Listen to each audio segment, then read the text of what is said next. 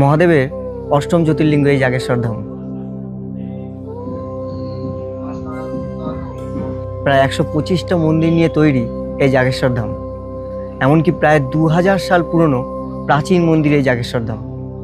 আদিগুরু শঙ্করাচার্য কেদারনাথ যাওয়ার পূর্বে এই মন্দিরকে সংস্করণ করেছিলেন। এই মন্দির দর্শন করলে আধ্যাত্মিক অনুভূতির সাথে সুন্দর প্রকৃতির দর্শন করা যায়। বলা হয় এই মন্দির প্রায় 2000 সালেরও বেশি পুরনো এবং ছোট ছোট মন্দিরের গায়ে খোদাই করা রয়েছে বিভিন্ন রকমের আর্কিটেকচার।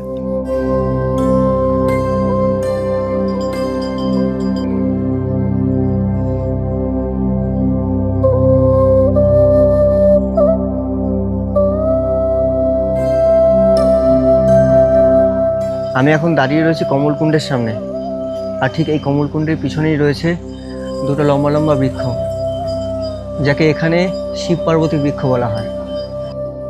যেখানে বছরের পর বছর এই একটি বৃক্ষ দুটো ভাগে একে অপরকে শিব পার্বতী রূপে আলিঙ্গন করে রয়েছে, সেখানে আরও একটি বৃক্ষ নিজেকে গণেশ রূপ দান করেছে।